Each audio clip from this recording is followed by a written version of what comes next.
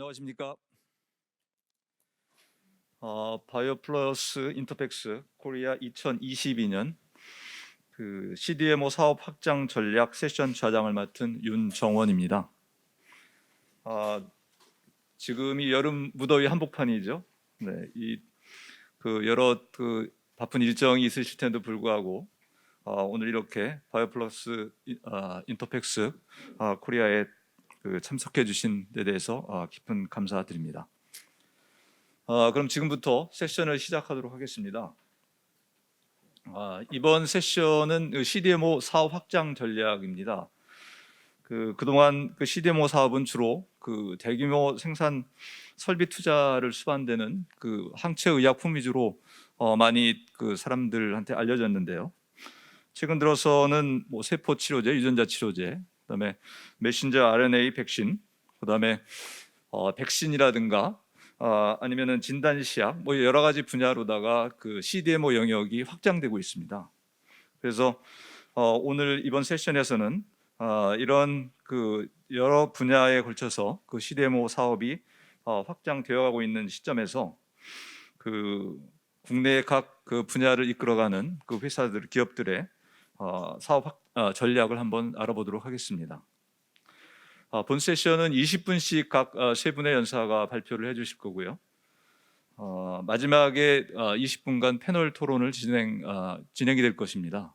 그래서 혹시 개별 세션에서 개별 발표에서 질문이 있으시면 해주시되, 만약에 시간이 부족하면 마지막 패널 토론을 이용해 주시면 감사하겠습니다.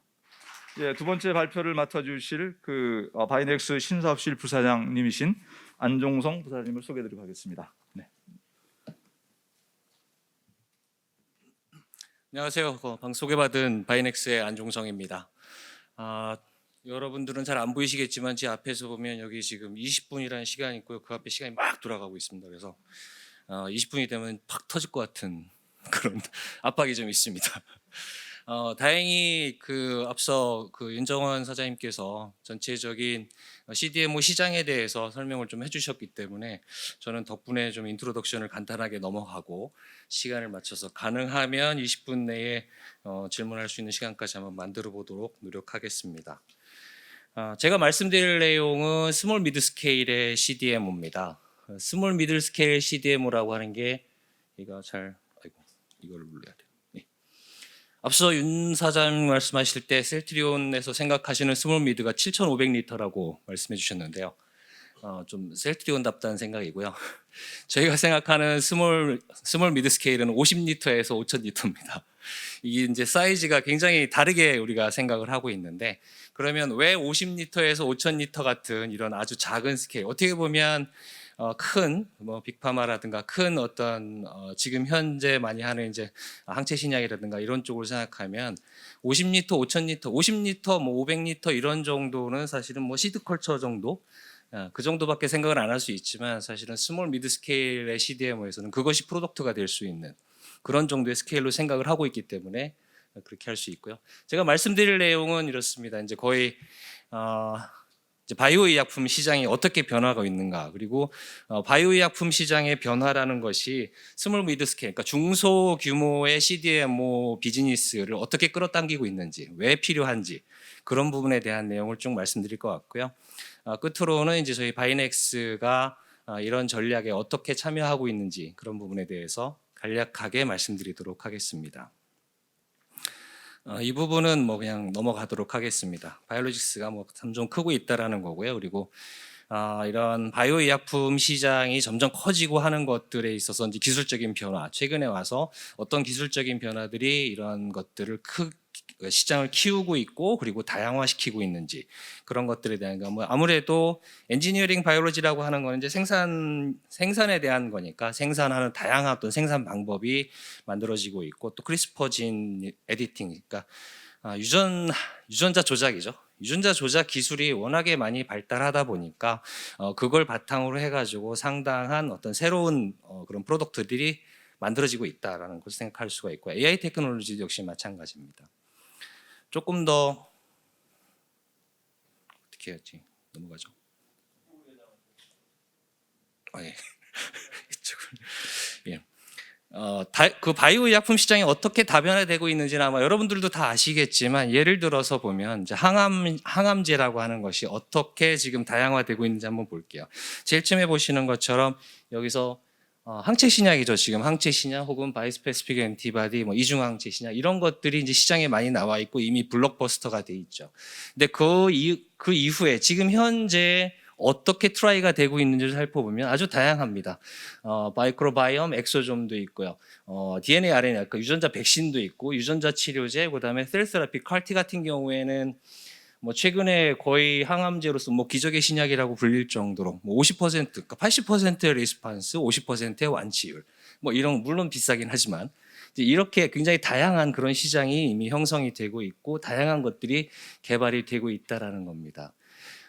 이 장표는 사실은 최근에 발표된 건데요. 그럼 그러니까 코로나 이후에 2020년 코로나 이후에 시장의 변화가 어땠는가 그런 걸 한번 살펴본 겁니다.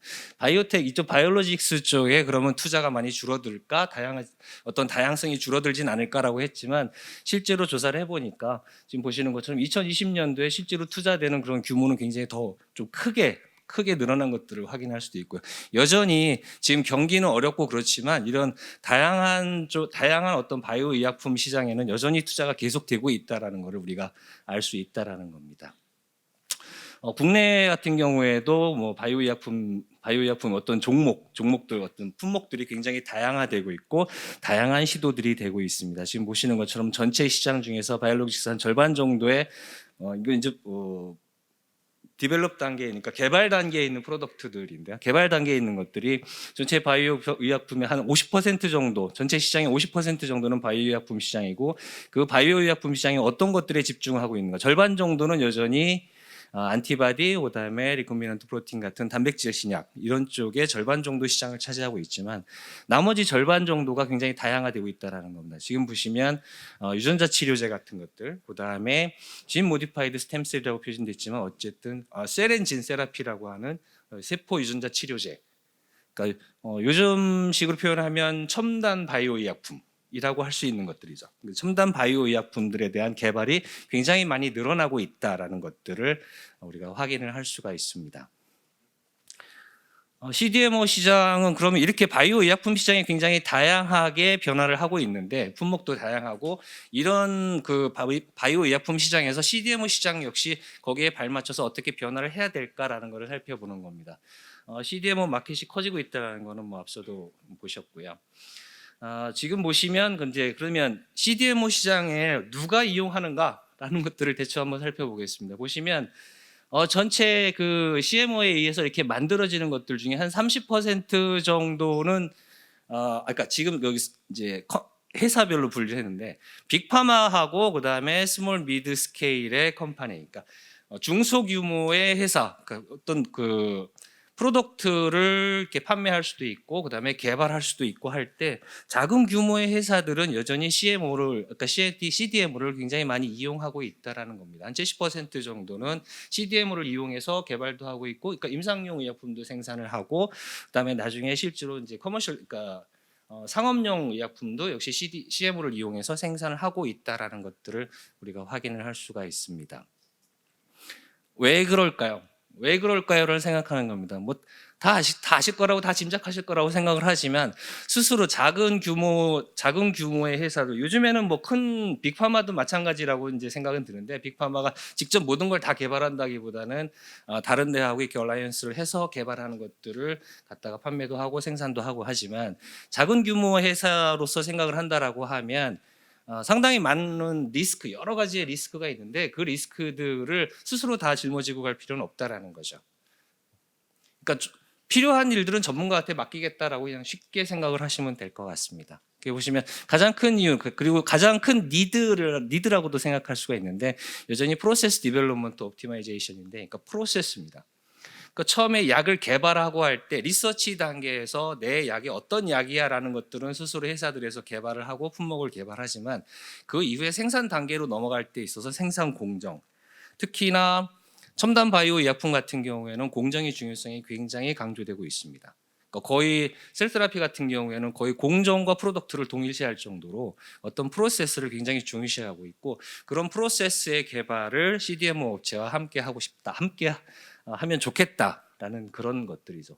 그 이후에 뭐 여전히 뭐 GMP 프로덕션이라든가 뭐 버젯도 물론 문제가 되겠지만은 또 경우에 따라서는 레귤레이터리 어페어, 그러니까 어떤 규제, 그러니까 허가를 위한 어떤 그런 규제 상황, 이런 부분에 대해서 도움을 요청하는 경우도 있다라고 볼 수 있습니다.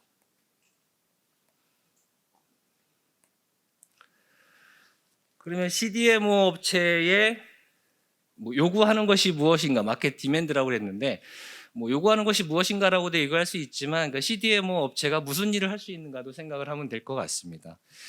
크게 봤을 때는 이제 크게 세 가지로 나눠서 여기서는 이제 분리를 했는데, 일단 올라운드, 죄송합니다.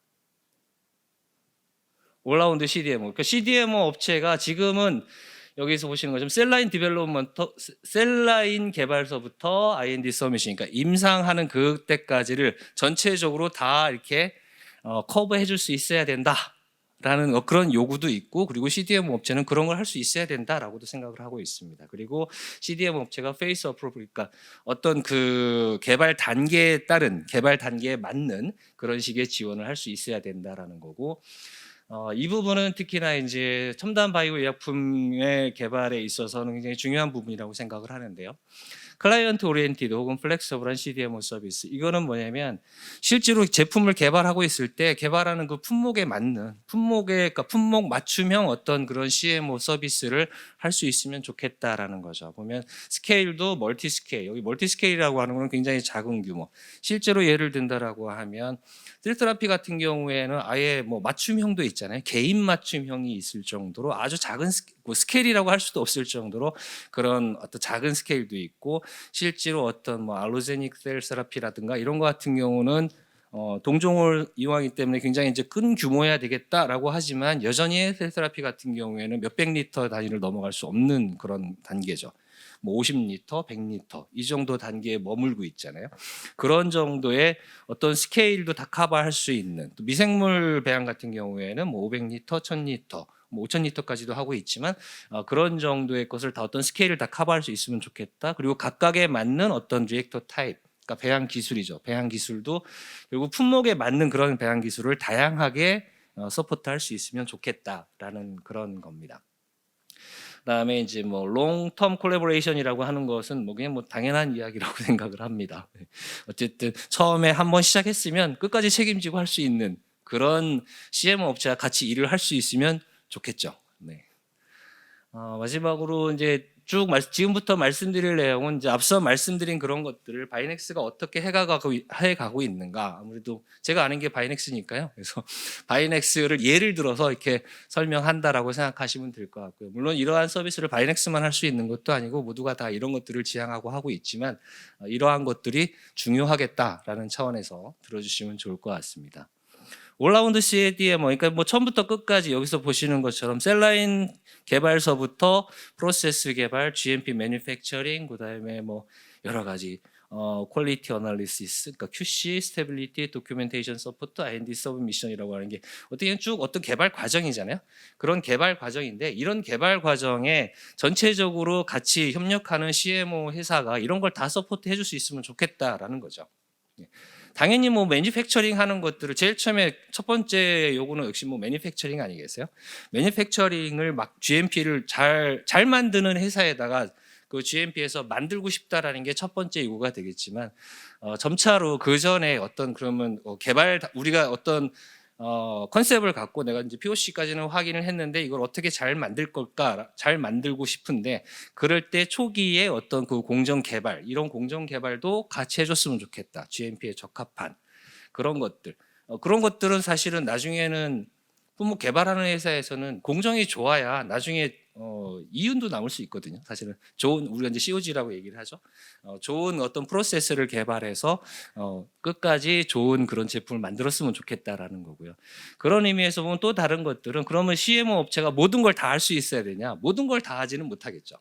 모든 걸 다 하지는 못하니까 우리가 제공할 수 있는 서비스가 있지만 우리가 직접적으로 제공하지 못하는 서비스들은 CMO 업체가 어떤 식으로든 얼라이언스를 해서 여기서 보시는 것처럼 이런 뭐또 굉장히 유명한 회사들이죠. 이런 유명한 회사 어떤 분석이라든가 그러니까 이런 것들을 다 제공할 수 있는 이런 파트너들과의 어떤 관계, 이런 관계를 잘 설정해서 결국은 품목을 개발하는 회사에게 모든 서비스를 한꺼번에 제공을 했으면 좋겠다, 할 수 있으면 좋겠다라는 그런 컨셉이라고 보시면 될 것 같습니다.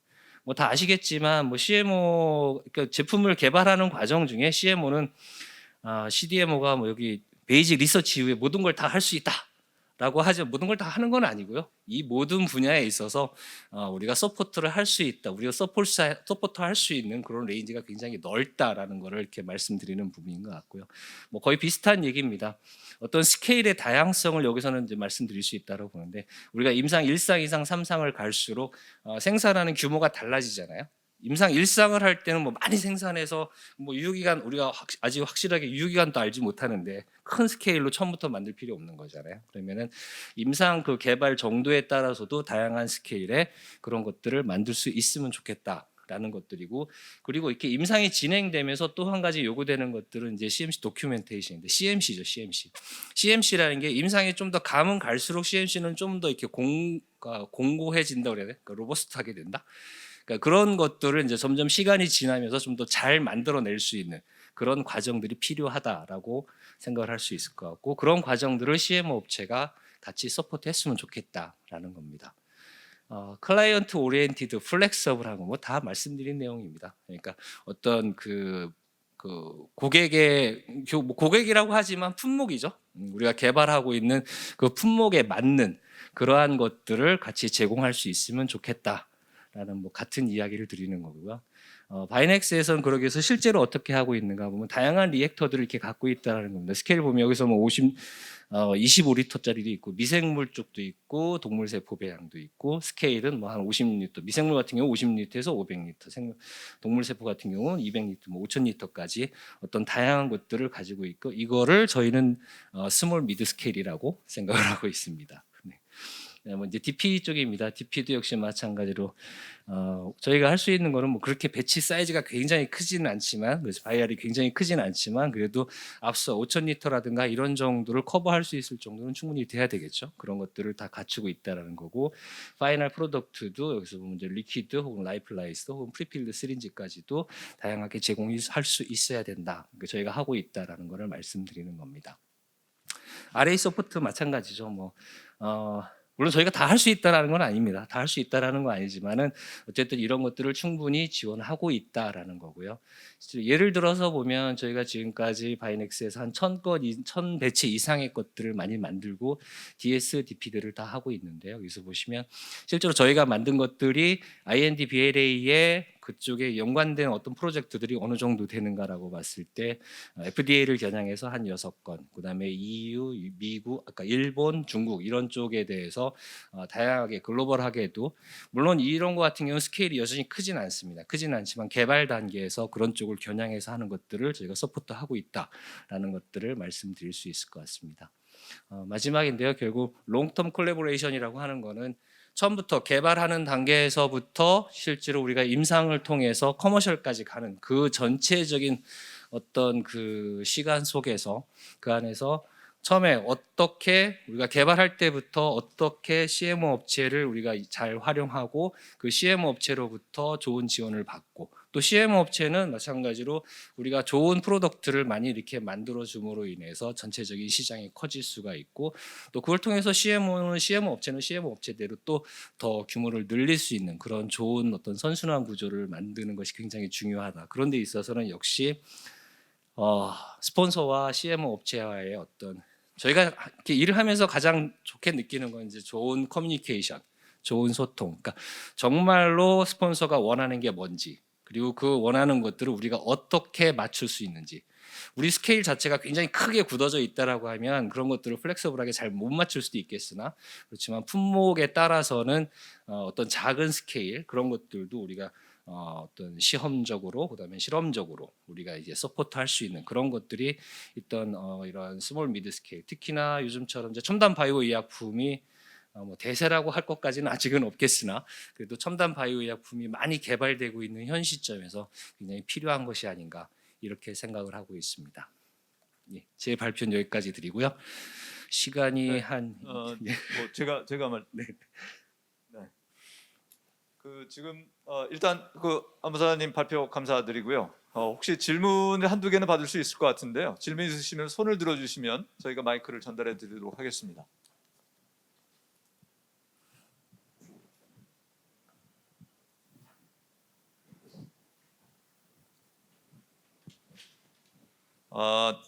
질문 그러면은 나중에 네, 마지막에 나중에 들어가겠습니다. 한 대 몰아서 하는 걸로 하고 다음 발표로 넘어가도록 하겠습니다.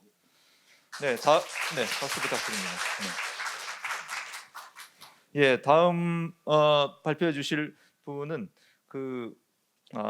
DXN VX 대표이사를 맡고 계신 박상태 대표이사님이십니다. 네, 발표 부탁드립니다. 네, 안녕하십니까. 현재 DXN VX의 대표이사직을 맡고 있는 박상태라고 합니다. 일단 먼저 제가 제목을 만들 때부터 좀 어려움이 있었습니다. 그래서 저희 회사는 사실은 많이 알려져 있는 바이오 의약품 CDMO 사업을 하는 쪽은 아니거든요. 기본적으로 근데 아까 윤 사장님께서도 말씀하신 것처럼 CDMO 사업이라는 게 생각보다 다양하게 좀 펼쳐져 있기도 하고, 최근에 특히 뭐 의료 진단기기 같은 경우는 굉장히 많은 회사들이 실제 CDMO를 통해서 제품을 공급하기도 하고 유통을 하기도 합니다. 그리고 더 많이 볼 수 있는 것들 중에 하나가 사실은 뭐 건강식품 종류도 생각보다 굉장히 많은 회사들이 자체 공장을 갖고 있다기보다 CDMO 역할을 할 수 있는 그런 퍼실리티를 이용을 해서 자체 개발을 하거나 혹은 개발 의뢰까지 포함해서 하는 그런 형태의 그 비즈니스를 하고 있거든요. 저희 같은 경우도 체외진단 사업부가 있고 그쪽을 통해서 CDMO 사업을 부분적으로 하고 있었고, 또 유전체 사업부가 있다 보니까 CRO 사업을 좀 많이 하고 있었었는데, 저희가 최근에 이제 바이오협회에 가입하면서 부회장님을 뵙고 이제 이런저런 말씀을 나누다가 CDMO 세션 얘기가 나오면서 갑자기 이제 발표를 하게 됐습니다. 그래서 이번 기회에 저희 자체도 이 내용에 대해서 조금 더 공부를 해보고 맞춰서 어떤 걸 할 수 있는지를 좀 알아보자, 이런 관점으로 이 자리에 섰습니다. 앞에 두 연사분께서 기본적인 내용부터 많은 부분을 다 설명을 해주셔서 사실은 제가 준비한 슬라이드들 중에 상당수가 빨리빨리 지나가도 되겠다, 이런 생각을 좀 갖고 있고요. 그래서 사실 지금 말씀드리는 포인트를 저는 바이오약품이 아닌 뭐 체외진단이나 다른 형태의 CDMO 사업이 있다라는 부분 하나랑, 또 하나는 이제 제목에 이제 저희가 CRO를 넣은 이유 중에 하나도, 앞에서 이제 사실은 안부 사장님께서 말씀하실 때도 CDMO, CMO가 관여하는 부분들이 리서치 다음 영역부터 모든 부분에 사실은 매개할 수 있거든요. 또 그렇게 치면은 CRO라는 부분은 이제 연구라는 리서치라는 부분 자체에서 또 많은 서비스로 이어갈 수 있는 부분이 있기 때문에 그런 쪽에 대해서도 한번 정리를 해보았습니다.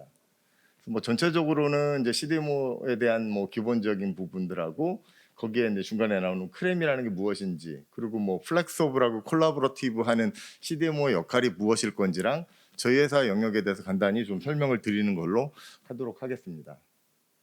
일단 앞에서 정리는 잘 해주셨으니까 제가 히스토리라는 관점에서 좀 말씀을 드리고자 합니다. 이 슬라이드는 기본적으로 올 그 봄에 US 바이오 컨벤션의 CDMO 세션이 메인 파트 중에 하나였습니다. 그리고 이제 그쪽에 그 바이오 프로세스 인사이더라는 사실 매거진이 있는데, 그쪽에 편집장을 제가 이전에 뵌 적이 있어서 좀 그쪽 세션에 들어가서 듣기도 하고 나중에 좀 말씀을 나눴었는데, 그 자료를 기반으로 그냥 간단하게 설명을 드리는 겁니다. CDMO라는 게 이제 2000년대 이전에는 기본적으로 빅파마들이 자사 제품들을 개발하고 그걸 생산하기 위해서 만든 시설들, 그걸 좀 더 활용할 수 있는 방향에서 시작이 되었다, 이렇게 평가를 하고 있더라고요. 그래서 뭐 머크라든가 뭐 많은 회사들이 실질적으로 CDMO 시작에 중요한 역할을 하고 실제적으로 지금까지도 이끌어 온다, 이런 얘기를 좀 들었고요. 그리고 2000년대에 들어서면서 CDMO 자체가 비즈니스로서의 그 가치를 인정받게 됨으로써 좀 분리되면서 스탠드얼론 CDMO들이 많이 생기기 시작했죠. 뭐 가장 대표적인 게 사실은 이제 론자라고 볼 수도 있는 것이겠고요. 그러면서 2010년대에 새로운 형태의 CDMO들, 그러니까 점차 CDMO 자체의 성장률이 워낙 높기 때문에 다양한 형태의 CDMO들이 더 생겨났다라는 관점으로 분류를 하고 있더라고요. 그 관점에 있어서 자체적으로 아예 CDMO 사업을 위해서 펀딩을 통해서 만들어진 회사들이 있는가 하면 여전히 파마에서 스핀오프 된 회사들이 많이 있고요. 그리고 가장 특징으로 뽑는 것 중에 하나가 아시안 어라이벌이라고 붙였던데 이제 아시아 지역에 있는 회사들이 굉장히 많이 뛰어들었다는 거죠. 뭐 여기 그 인사이드에서 인용하는 데는 이제 삼성바이오로직스랑 우씨를 들었지만 지금 뭐 아까 셀트론이나 바이넥스라든가 중국에도 굉장히 많은 종류의 CDMO가 있지 않습니까? 그런 부분이 전체적으로 CDMO 이볼루션의 어떤 특징적인 패턴이었다. 이런 얘기를 좀 들을 수가 있었습니다. 그러고 나서 요즘에 와서는 그럼 어떤 형태의 CDMO가 새롭게 또 나타나고 발전하고 있느냐 이런 얘기를 봤었을 때 사실은 이제 아까 윤 사장님께서 말씀하신 것처럼 코로나죠. 실제적으로 이제 이게 글로벌 팬데믹이라는 이 상황이 다른 형태의 CDMO들이 많이 깨어날 수 있게 도움을 준 셈이 됐거든요. 또 뭐 가장 기본적으로는 백신의 원료가 되는 부분들이라든지 뭐 관련돼 있는 바이러스라든지 또 이제 감염 질환이라는 게 바이러스만 있는 게 아니기 때문에 바이러스성이라든지 박테리아 관련돼 있는 기초 기술과 전문적인 경험을 갖고 있는 회사들이 자신들이 갖고 있는 기술과 경험 그리고 퍼실리티를 활용해서 새로운 형태의 CDMO로 발전을 시켰다. 그 과정에 물론 리서치 단계에 있는 CRO 형태에 있어서 되게 독립적으로 B2C 기반의 서비스를 제공하는 그런 회사들도 많이 있었습니다. 그리고 또 하나가 사실은 이제 코로나가 아닌 그러니까 글로벌 팬데믹이 아니어도 기술의 발전에 따라서 사실 아까 안 부사장님이 이미 설명하셨지만 진 테라피랑 셀 테라피가 트렌드 중에 하나지 않습니까? 그렇기 때문에 셀 테라피, 진 테라피랑 관련돼 있는 많은 회사들이 새롭게 만들어졌어요. 기존에 있는 회사들도 관련돼 있는 부분들을 많이 생산을 하고 또 서포트를 하고 있지만 소규모 회사들도 각각의 본인들의 특징을 살려서 그 비즈니스화 함으로써 굉장히 많은 종류의 CDMO가 새롭게 생겨났다라고 이렇게 볼 수가 있습니다. 그래서 이런 부분들이 지금까지 알려져 있는 일반적인 CDMO 비즈니스의 일종의 뭐 역사 그리고 이제 현재 상황 이렇게 말씀드릴 수 있지 않을까 싶습니다.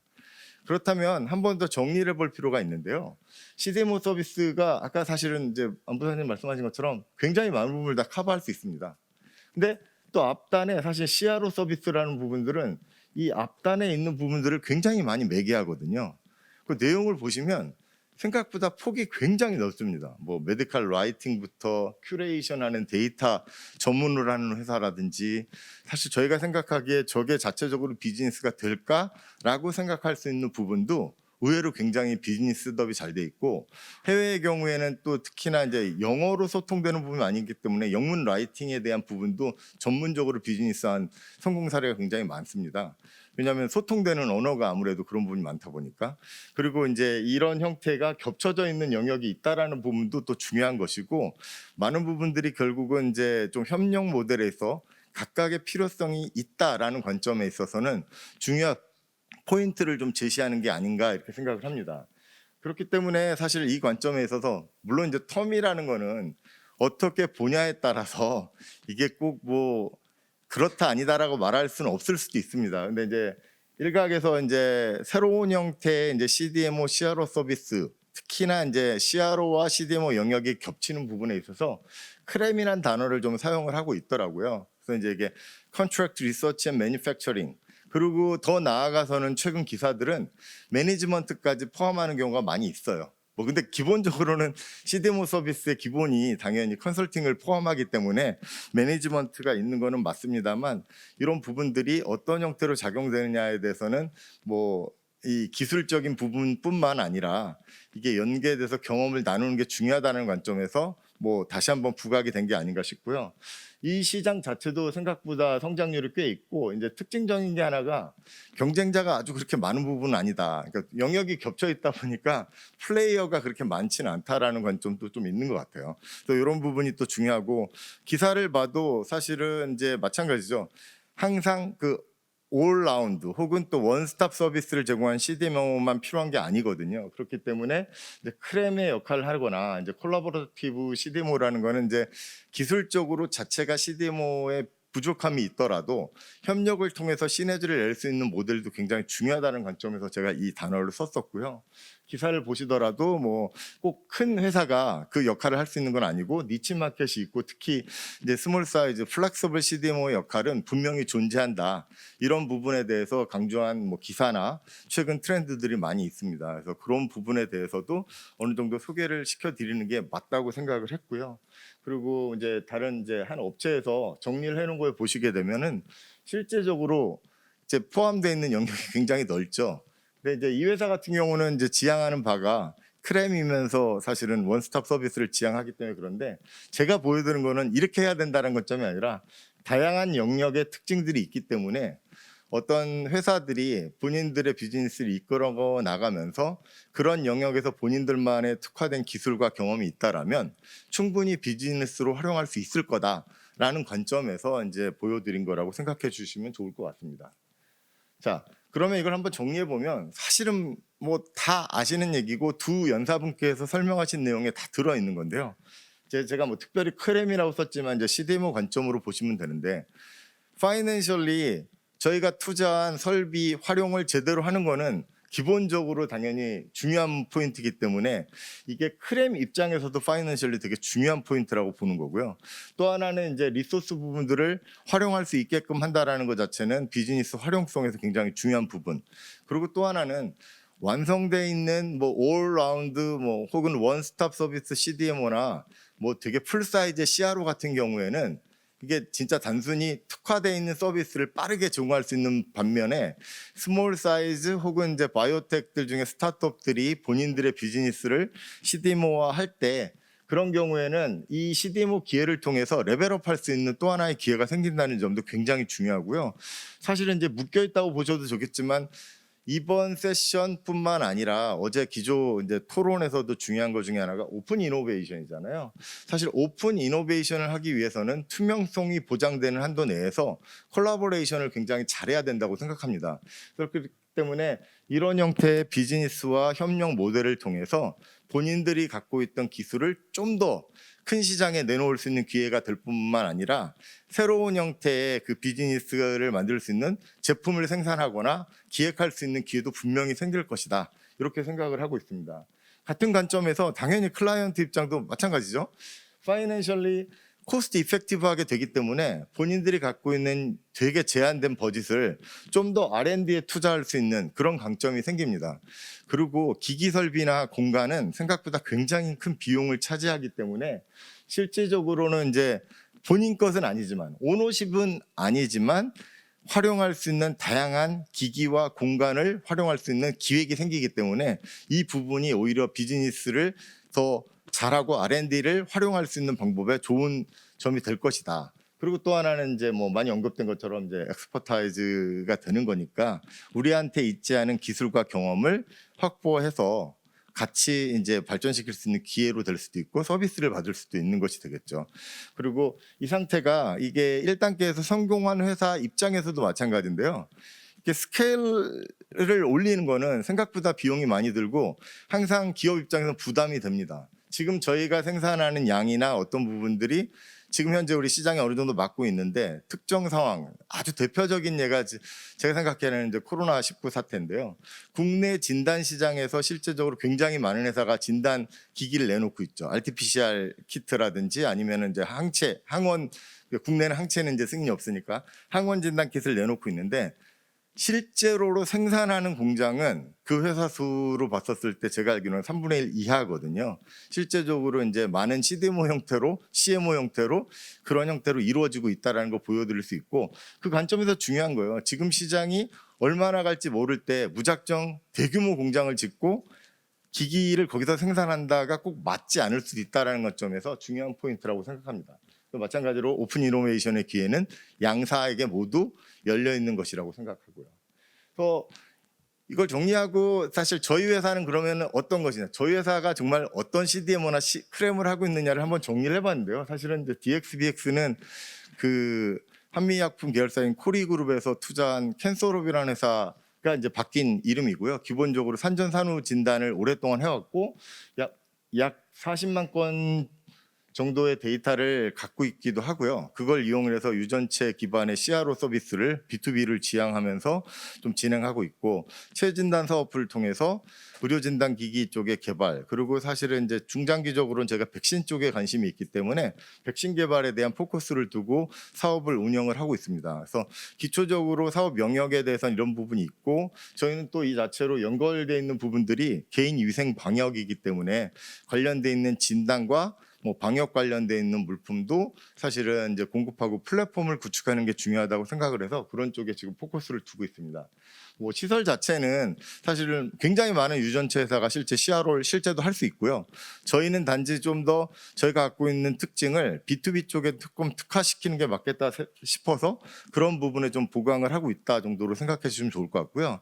의료 진단기기 같은 경우에 이제 특히 체외 진단 용품 같은 경우 저희가 RT-PCR 기기도 진단 킷도 생산할 수 있고 뭐 항체 항원도 다 생산할 수 있는데, 특징 중에 하나가 저희가 원재료부터 다 생산할 수 있는 부분, 그리고 이제 GMP 시설화에 승인까지 같이 해볼 수 있는 부분이 있기 때문에 이런 부분들을 최근에 국내 시장은 아무래도 규모가 작기 때문에 저희가 중국 쪽에 저희 사업부와 연결을 해서 중국에서 필요한 물품들, 진단 용품들을 위탁 개발 생산하는 쪽에 포커스를 두고 여러 가지 방향으로 지금 추진을 하고 있습니다. 그래서 이런 형태 뭐 기본적으로 필요한 게 당연히 GMP 시설인데 뭐 몇 가지 이제 당연한 걸 보여드린 것이고요. 이런 걸 통해서 지금 하고 있는 내용에 대해서 간단히 좀 몇 가지 보여드리면서 마무리를 좀 지으려고 하는데요. 기본적으로 지노믹 서비스가 CRO로 가장 많이 알려져 있는 부분 중에 하나거든요.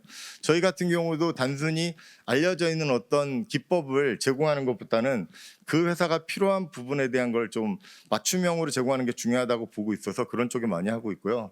가장 대표적인 건 툴젠하고는 굉장히 오랜 기간 크리스퍼 관련해서 이제 요즘 많이 알려진 오프 타켓 어널리시스 같은 부분을 맞춤형으로 저희가 같이 만들어서 지금 서비스를 오랜 기간 하고 있고요. 최근에 대웅제약하고는 이제 스템셀 관련돼 있는 부분, 밸리데이션하고 버리피케이션하는 이런 서비스들을 좀 특화돼서 기술은 비슷하더라도 어떻게 세팅을 하고 쉽게 데이터를 딜리버하고 투명성을 보장하느냐가 중요하다고 생각하는데 그 부분에 좀 특히 신경을 쓰고 있고요. 또 하나는 저희가 직접 비즈니스를 같이 하면서 D2C라는 부분, 그러니까 유전체 분야는 사실은 진단 영역이기 때문에 규제가 되게 많습니다. D2C는 상대적으로 질병과 관련된 부분을 좀 적게 하면서 규제를 조금 열어주고 있기 때문에 그런 부분에 있어서는 저희가 그 GI비타라는 회사랑 후주라는 회사, 그리고 헬릭스 아러스라는 회사랑 파트너해서 지금 현재 D2C 사업을 진행을 하고 있고요.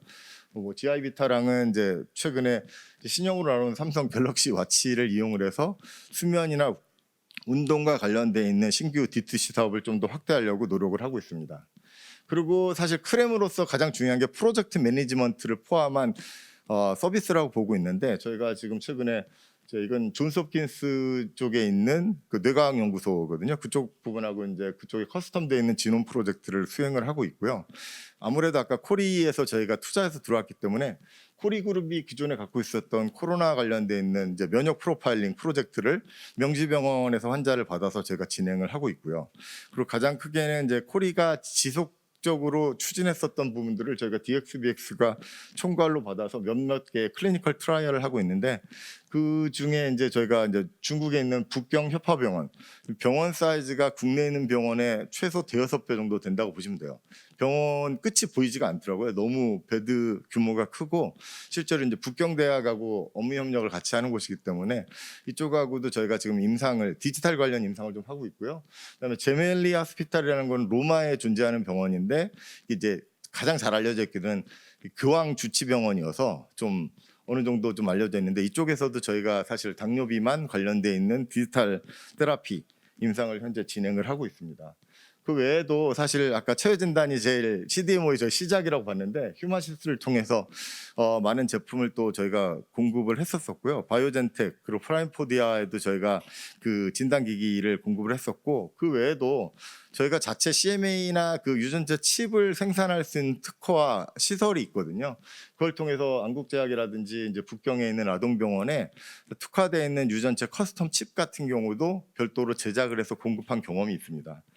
그리고 가장 중요한 건 사실은 이제 시작이기 때문에 저희가 생각할 때는 글로벌 협력이 중요하고 DXBX가 허브 역할을 하는 게 중요하다고 생각을 해서, 최근에 이제 유펜 스피노프인 인피니플루이딕스 같은 경우에는 이게 반도체를 만드는 세미컨덕터를 이용한 칩 테크놀로지 기반의 애널리티컬 혹은 이제 드럭 딜리버리 많은 기술을 좀 하고 있거든요.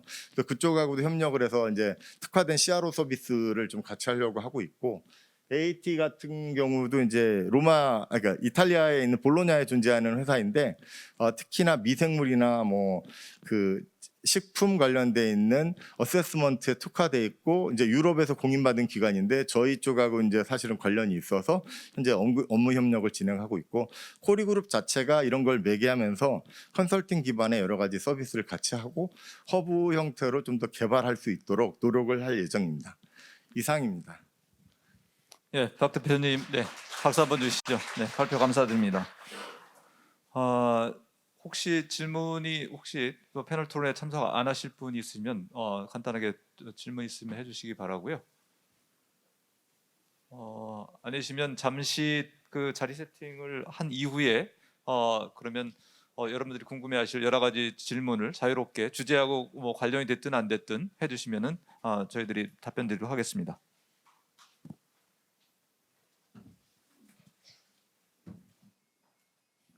예, 그러면 저희가 그 발표 중에 질문을 받을 기회를 못 드렸는데 뭐 오늘 그 발표드린 그 주제와를 뭐 관련이 있든 없든 자유롭게 이쪽 바이오 의약품에 관련된 부분이라든가 그 CDMO 관련된 여러 영역에 걸쳐서 궁금하신 분들이 있으면 질문해 주시면 저희가 성심껏 말씀드리도록 하겠습니다. 네, 저 마이크 좀 전달해 주시죠.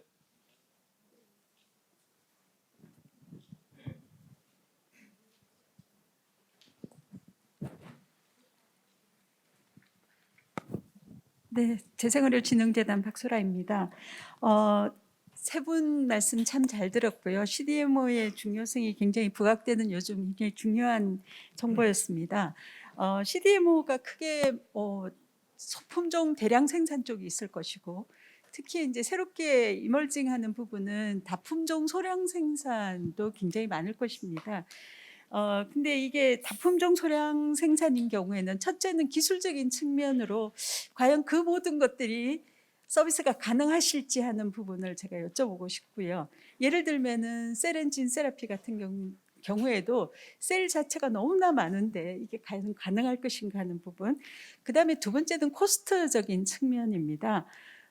이런 이멀징한 부분에 바이오벤처들이 이런 CDMO를 많이 활용하려면은 사실은 바이오벤처가 페이할 수 있는 코스트가 되어야 될 텐데 과연 그 코스트가 민간 쪽에서 완전히 했을 때 그게 가능한 건지, 그래서 퍼블릭과의 어떤 역할은 또 필요가 없는 것인지 하는 그 두 가지 측면으로 제가 질문드리고 싶습니다. 네, 질문 감사합니다. 아무래도 뭐 안 부장님께서 말씀해 주시는 게 좋을 것 같습니다. 네. 예, 교수님 질문 주신 거 굉장히 중요한 부분 말씀해 주셨는데요. 예, 일단 첫 번째 이제 다품종 소량생, 특히나 이제 셀앤진 세라피에서 그러면 그 모든 것들을 기술적으로 다 서포트할 수 있겠는가라는 부분에서는 당연히 못할 거라고 생각을 합니다. 예, 지금 셀앤진 세라피가 워낙 다양하게 가고 있고 각각의 기술들이 굉장히 좀 스페시픽하다라고 볼 수가 있겠죠. 그렇게 생각하면 그런 부분들을 직접적으로 서비스한다는 거는 뭐 불가능하다라고 생각하는 게 맞을 것 같고요. 가장 중요한 거는 그러면 CDMO 업체가 할 수 있는 건 무엇이냐인데 사실은 제가 생각하는 부분은 이제 공정 부분입니다. 그러니까 기본적으로 POC라고 하는 거 우리가 그러니까 프루프 오브 컨셉이라는 거는 개발사가 결국은 다 하게 돼 있고 아주 기본적인 우리가 이제 뭐 프로토콜이라고 얘기할 수 있겠죠. 생산할 수 있는 프로토콜이라고 하는 것은 거기서 나올 수 있을 텐데 실제로 이거를 커머셜 스케일로 가기 위해서 혹은 임상 스케일로 가기 위해서 어떻게 그 프로세스를 옵티마이즈 할 거냐 하는 이런 부분에서는 어떤 그 개발사하고의 협력을 통해서 그건 이제 뭐 어느 정도의 기술 이전이라든가 그런 걸 통해서 이게 이제 GMP로 가는 과정, 그 과정에서의 옵티마이즈하는 이런 부분의 협력이 가능하지 않을까 저는 이제 그 정도로 생각을 하고 있고요. 코스트 부분은 여전히 뭐 굉장히 어려운 부분이죠, 사실. 특히나 이제 우리가 의약품 가격이 그렇잖아요. 그러니까 커머셜 가격은 굉장히 싼 것 같은데 임상의약품은 굉장히 비싸지 않습니까? 뭐 스케일이 그럴 수밖에 없다라는 생각은 듭니다, 사실은. 똑같은 약을 10개 만드는 거하고 100개 만드는 거하고 당연히 차이가 날 수밖에 없으니까 그럴 텐데 그런 코스트 부분을 어떻게 합리적으로 서로 할 수 있겠는가? 벤처 업체들의 부담을 줄여줄 수 있겠는가? 실제로 그 부담을 CDMO 업체가 줄여줘야 된다라는 거는 사실은 그건 좀 안 되겠죠. 그건 아닌데 이제 CDMO 업체가 그럼 중요하게 생각할 수 있는 거는 앞으로 그러니까 제품을 개발하는 과정에서 그 제품의 어떤 COG를 좀 낮출 수 있는 그런 것들을 이제 경험이라든가 이런 걸 통해서 협력할 수는 있을 거라고 생각이 들고요. 그쪽에 펀딩에 대한 부분은 사실은 뭐 제가 언급할 내용은 아닌 것 같습니다.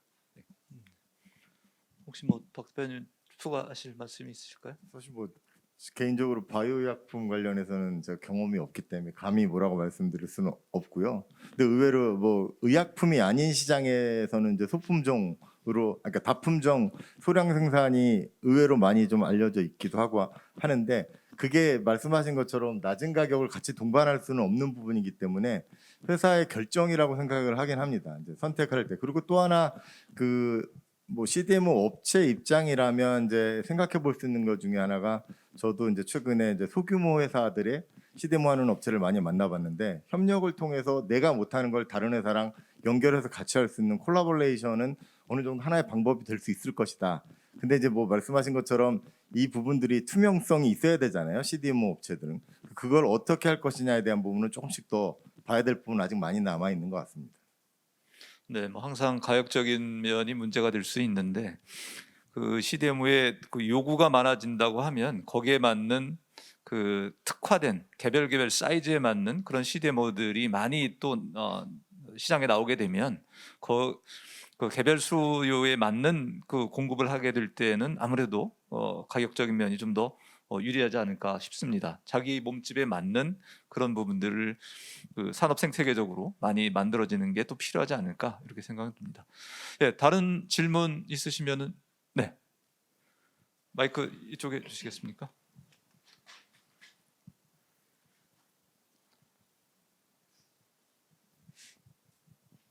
네, 강연 잘 들었습니다.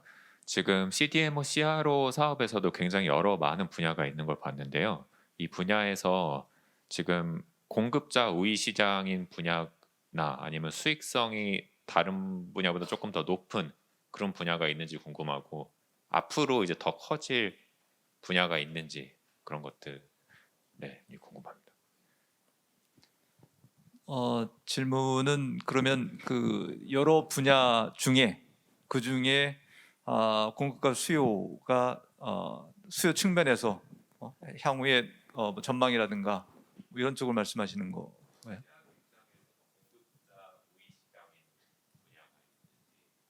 네, 공급자 우위 시장. 아직까지는 사실 그래도 공급자보다는 구매자가 많이 더 있다고 봐야 되지 않을까요? 사실은. 아마도 특히 이제 지금 시점은 그 저희 뭐 세 분이 이제 발표를 하면서도 많이 이제 보여드렸다시피 그 다양한 그 새로운 분야들이 많이 나오는 상황입니다. 그래서 그 부분들이 모여서 전체적으로 CDMO 그 수요가 폭발적으로 지금 많이 증가하고 있는 상황이고요. 특히 이제 그 기존에 제가 주로 발표했던 항체의약품 시장 말고 그 이외의 다른 분야들은 아무래도 지금 이쪽 분야가 더 태동되는 그런 상황이기 때문에 거기에서 개별 그 기술 개발 아니면 수요 업체들 입장에서는 아직 그런 그 부분들을 제품화할 수 있는 그런 실력들이 아직 갖춰져 있지 않는 업체들이 많습니다. 그리고 당연히 이제 사업 태동기이기 때문에 그래서 그런 부분에 앞서 경험을 했던 이런 그 업체들이 CDMO를 통해서 그런 부분들을 메꿔줄 수 있는 그런 환경이 아닐까 지금 생각이 듭니다. 이제 생각드는 것은 이제 그런 건 있습니다. 지금 이제 공급자 우위 시장이라고 말씀하셨는데 얼핏 이제 용어 자체가 별로 이렇게 익숙하지 않아가지고 잘 몰랐는데요. 요즘 시장으로 예를 들면 셀 앤 진 세라피 같은 경우에 바이럴 벡터를 예를 들 수 있을 것 같아요. 바이럴 벡터 같은 경우에는 공급자가 한정돼 있어요. 그러니까 개발하는 회사들이 바이럴 벡터를 맡기고 싶은데 뭐 1년을 기다려라, 2년을 기다려야 그런단 말이죠. 그럼 이제 공급자 우위 시장이라고 생각할 수 있을 것 같습니다. 그러면 이제 그쪽에 대해서 그래서 최근에 이제 국내에서 기업들도 그런 바이러스 생산하고 하는 그런 CDMO를 한번 해보겠다 해서 해외 업체들을 이렇게 뭐 머지하기도 하고 뭐 이렇게 하는데 그런 그 시장들이 이게 기술적으로 생각을 하면 아주 간단한 시장은 아닐 것 같습니다. 그러다 보니까 그런 시장들이 그러면 어쨌든 지금 그쪽은 커지고 있다라고 생각이 됩니다. 결국은 지금 수요가 굉장히 많이 있고 그런 쪽에 있어서 오히려 진짜 공급자가 그 골라서 선택할 수 있는 내가 만들고 싶은 거 그런 시장이 있지만 시간이 지나면 또 좀 다양해지고 그리고 공급자도 많아져야 될 필요도 있고 그런 식으로 해서 좀 어떤 밸런스를 좀 맞춰가야 되지 않을까 그런 정도 생각은 들고 있습니다. 네, 뭐 저도 뭐 추가로 말씀드릴 수 있는 거는 그 기존에 이미 많이 시행돼 왔던 잘 알려진 뭐 항체의약품 위주의 그 특히 대규모 설비라든가 이런 부분들은 많이 언론에 노출돼 있고 해서 그 부분들은 상당히 그 어느 정도 예측이 좀 됩니다. 그래서 그렇지만 이제 지금 새롭게 떠오르는 부분은 여기저기서 수요나 공급들이 지금 서로 그 같이 이제 그 발표가 되고 있는 상황이라서 그 부분들은 당분간은 뭐 이러한 형태를 유지하면서 아무래도 지금 수요가 좀 더 앞서고 있는 상황이 아닌가 이렇게 감히 조심스럽게 말씀드릴 수 있을 것 같습니다. 네, 네.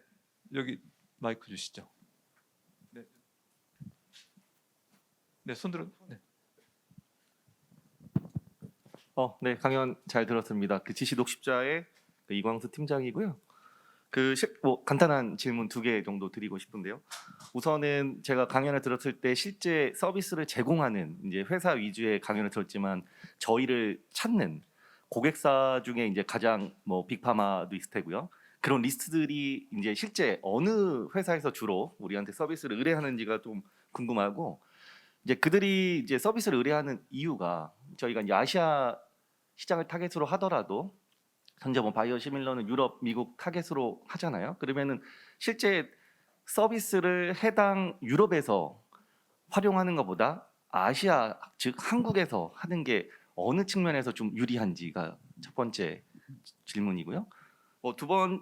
첫 번째 질문부터 하겠습니다. 네네. 그 부분은 제가 간략하게 말씀을 드리면 그 저희 경험으로 보면은 일단 첫 번째는 그러니까 수요하고 공급이 될 때 내가 이제 그 CMO를 의뢰하고 싶다라고 했을 때 그 순간에 가용한 설비들이 어디가 있을까라는 게 사실은 제일 큰 그 문제점입니다. 부딪히는 문제점입니다. 그래서 전 세계의 그 CMO를 공급해주고 있는 회사들이 여러 있긴 있는데, 근데 대부분 그 회사들이 항상 그 여유가 있는 부분이 아니고요, 미스매치되는 부분이 꽤 있습니다. 그러다 보니까 그 상의 그 시점에서 가장 잘 맞는 일단 가용 업체들을 먼저 추려야 되고요. 그랬을 때 그 이후에 이제 과연 그 제품을 생산을 해서 어느 시장에 내보낼 거냐, 선진 시장으로 갈 거냐, 아니면은 뭐 제3국 시장에 갈 거냐에 따라서 그 CMO를 선택해야 되는 기준이 또 생기게 됩니다. 그랬을 경우에 한국에서의 경쟁력이라고 할 수 있으면 그 아직까지는 그래도 그 유럽에서 생산하는 것보다는 그 인건비 측면에서나 이 시스템이 낮고, 사실은 한국에서의 제가 생각하는 제일 큰 경쟁력이라는 거는 어떻게 보면 직업 정신 뭐 이런 겁니다. 그래서 저희 같은 경우에 이제 해외 CMO도 많이 써보고, 그다음에 저희가 CMO를 제공해보고 뭐 이런 경험들이 다 있는데, 거기서 느끼는 부분들이 보면 뭐 이런 그 선진국이라고 해서 거기 가서 이제 CMO를 의뢰했을 때 보면 이런 것들이 문제가 막 발생했는데 이런 것들을 왜 바로 해결 안 하고 뭐 내일로 미루고 다음으로 미루고 아니면 다른데 외부 사람들한테 의뢰를 하고 이럴까? 근데 이제 보통은 국내 같은 경우에는 저희 회사 같은 경우에는 그런 문제가 터지면 바로바로 어떻게라도 한번 여러 가지 수단을 동원해서 빨리 그 해결을 하고자 하는 그런 노력들이 있거든요. 그러니까 그런 게 일례로 말씀을 드릴 수 있고, 그런 차원에서 전체적으로 보면 뭐 그 공정의 그 연속성이라든가 아니면은 그래서 성공률이라든가 이런 부분을 봤을 때에 더 유리한 점이 있을 수 있습니다. 그래서 예를 들면 중요한 뭐 프로세스 밸리데이션 제품 승인을 받기 위한 그런 부분들을 의뢰를 했다. 그랬을 경우에 의뢰한 업체들은 각 생각하고 있는 타임라인이 있어서 언제까지 이렇게 딱 됐으면 좋겠는데, 근데 만약에 중간에 트러블이 있는데 그 부분들이 빨리 해결이 안 돼서 결국은 그 타임라인을 못 맞춘다. 이런 거는 상당히 회사로서 큰 손실이기 때문에 그런 점을 말씀드릴 수 있겠습니다. 네, 감사합니다. 뭐 최근에 코비드 19으로 인해서 교류를 하거나 약간 그런 부분에 좀 불편함도 있었을 거라 생각이 되고요. 그다음에 뭐 실제 유럽이나 이 장기 휴가에 따른 연락 같은 것들이 좀 소통이 원활하지 않았을 수도 있겠다라는 부분도 하나의 애로사항으로 좀 느껴지기도 합니다. 그 두 번째 질문은 이제 실제 저희가 이제 CDMO 서비스를 이제 활용을 하고 보통 이제 바이오 벤처 같은 회사들이 상업화를 좀 적극적으로 하게 된다면 저희 그 산업 인프라도 좀 증가하게 되고 국가 뭐 경쟁력도 증가할 텐데 지금 라이센스 아웃을 하려는 비중하고 상업화를 하려는 비중하고 어느 정도의 비중이고 그 실제적으로 왜 라이센스 아웃을 주로 하려고 하는지 뭐 이런 부분이 좀 궁금합니다. 글쎄, 어느 분이 혹시 어떻게 보면 이제 그 수요자 입장에서 이제 말씀하신 거잖아요. 네네. 네, 그 기준을 어떻게 할 건가?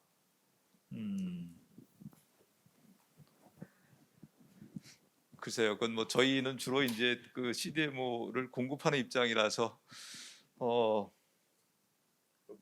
쉽게 뭐라고 말씀드리겠고 뭐 의약품이냐 뭐 아니냐에 따라도 다르기도 하겠지만 뭐 이렇게 기사나 이런 데서 많이 봤었을 때는 항상 그 퀘스천이 나오는 것 중에 이제 임상 3상까지 갔었을 때 여러 가지 비용과 기관을 고려했었을 때 무엇이 더 유리한가의 판단을 보통 회사에서 할 때 라이센스 아웃을 하거나 아니면 이제 확실하게 임상 3상까지 갈 수 있는 파이널 그러니까 커머셜라이제이션까지 선택을 하는 게 되는 게 아닌가 그런 생각을 갖고 있기는 했었습니다. 그래서 뭐 배워가는 중이라 제가 뭐 답변이라기보다는 그런 의견들을 봤다 그 정도로 말씀드릴 수 있겠습니다. 네, 그 뭐 이런 거였죠. 뭐냐면 저희가 이제 바이오 벤처에서 성공 조건이 CDMO의 원스톱 서비스를 이제 활용해서 좀 뭐 우리 바이넥스 같은 경우에는 뭐 소규모 임상 성공 케이스도 많이 있으니까 이런 경우에 상업화를 해서 본인들의 제품을 가져가는 게 유리한 거였는지 아니면 뭐 빅파마의 라이센스 아웃을 해가지고 한 번에 이제 많은 돈을 이제 수익을 내는 것들이 유리한 거였는지 이런 부분에서 이제 CDMO 서비스 측면에서는 어느 부분이 더 유리했던 건가라는 게 이제 궁금했던 부분이었습니다. 바이넥스의 경험이라고 생각하면 사실은 바이넥스가 고객사하고 이야기를 할 때는 고객사가 그런 이야기를 할 수는 있겠죠. 그러니까 이제 우리가 이걸 개발해서 임상 어디까지 하고 라이센스 아웃 할 거야라는 이야기를 할 수는 있겠죠. 그러면은 뭐 저희가 뭐 스폰서가 뭐 하겠다는데 그거에 대해서 뭐 뭐라 할 수는 없는 거고 CDMO 업체에서 할 수 있는 거는 그런 정도는 생각할 수 있었던 것 같아요. 그러니까 어디로 라이센스를 어떻게 하고 싶어? 왜냐하면 큰 회사 같으면 자기가 다 뭐 끝까지 하면 좋겠죠. 수익성도 좋고 그다음에 임상 결과도 좋고 그러면 다 하겠지만 그렇지 않을 경우에 라이센스 아웃 할 거다라고 하면 어디다 어떻게 라이센스 아웃 할 거냐에 따라서 라이센스 아웃을 하기 위해서는 결국 라이센스 인 하는 입장에서는 그 제품이 얼마만큼 잘 만들어졌느냐를 보고 싶어 할 거잖아요. 그러니까 그거에 대한 CMC를 우리가 어떻게 잘 해줄 건가 그리고 원하는 뭐 타겟 시장 이런 쪽 예를 들면 FDA를 가고 싶어 아니면 뭐 PMDA를 가고 싶어 한다고 한다면 그쪽에 맞는 어떤 뭐라고 할까요? 어떤 CMC 이제 도큐멘테이션 이런 부분을 잘 맞춰주는 거 그리고 생산 현장을 그런 쪽에 잘 맞춰주는 거 이런 쪽으로 서로 협의가 뭐 이렇게 할 수는 있을 것 같습니다. 네, 감사합니다. 네, 아무래도 그 지금 그 문제 판단의 그 기준은 결국 최종 개발을 마칠 때까지의 비용 대비 그 제품이 시장으로 나와서 결국은 수익으로 돌아올 수 있는 시장 마켓 사이즈 거기에 그 변수가 아닐까 싶습니다. 근데 이제 CMO 입장에서 보면 그 마켓 사이즈는 아무래도 뭐 그 개발자의 영역이고요. 대신 그 개발 비용에 관련돼서는 CMO 업체들은 아무래도 여러 제품들을 다뤄보면서 초기 개발부터 마지막 그 생산 허가 정도까지 해서 마켓에 내보내는데 들어가는 시간과 비용이 얼마나 될 거다라는 경험들이 있기 때문에 그런 경험들을 토대로 같이 협의는 해줄 수 있을 것 같습니다. 네, 감사합니다. 네, 또 추가 질문 있으시면은 받겠습니다. Yeah, here. 여기 있습니다. Well, good morning. Thank you very much for your presentation. 감사합니다. 발표 잘 들었습니다. 정말 훌륭한 발표였습니다. 감사합니다. 또 질문 드리겠습니다. 여기 되나요? 질문 드리겠는데요. 그 미국 US 컴컴에서는 상당히 새로운 개념인데요. 여기에 여러 기관들 중에서 어떤 프로세스에 개입이 되었는지 알고 싶습니다. 구조라든지 그리고 또 너무 확장적이 너무 긴 것은 아니었는지 하는 것인데요. 여기 규제가 있었을 텐데 예를 들어서 뭐 인체에 포함되는 모든 것들은 뭐든지 FDA의 규제의 MFD에 관련된 이런 식약처의 규제를 받아야 합니다. 그렇기 때문에 이런 것들을 다 합쳐서 어떻게 관리를 하시나요?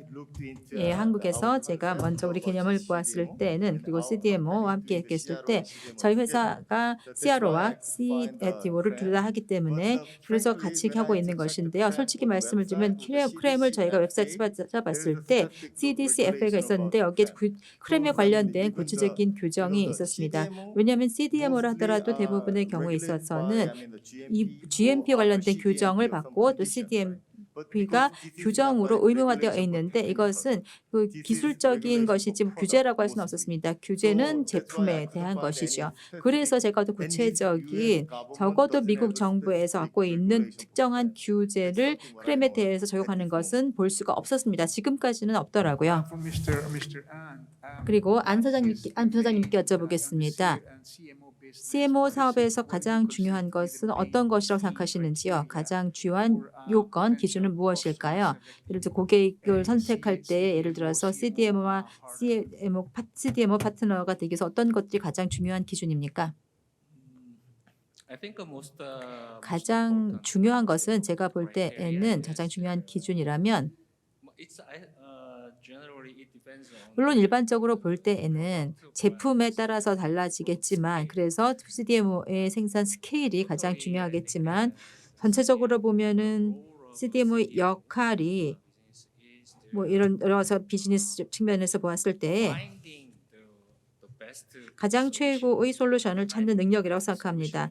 그래서 고객과 함께 최고의 솔루션, 즉 스폰서와 함께 최고의 솔루션을 찾는 능력이 제일 중요할 것 같습니다. 예를 들어서 뭐 셀진 테라피 같은 경우에서는 가장 중요한 기준이라고 한다면은 바로 프로세스의 개발일 것입니다. 제품을 위한 프로세스의 개발이 가장 중요할 것이죠. 그렇지만 가장 중요한 그 테크닉이라고 한다면 프로세스 개발과 그리고 제품 사용입니다. CDMO가 이러한 자체적으로 스스로 찾을 수가 없다라고 한다면 이러한 것들을 그러면은 고객의 기법, 기술에 또 의존을 해야 되겠죠. CDMO가 혼자 할 수 없다면 그러나 가장 중요한 것은 커뮤니케이션을 통해서 문제를 해결해야 한다는 것일 것입니다. 지금 저희가 준비한 시간이 다 돼서 이 세션은 마쳐야 될 것 같고요. 그 여러분들이 혹시 추가로 질문 있으신 분들은 저희들 개별적으로 이렇게 컨택해 주셔가지고 질문해 주시면 저희들이 답변 드리도록 하겠습니다. 예, 참석해 주셔서 감사 다시 한번 드리고요. 예, 수고하셨습니다.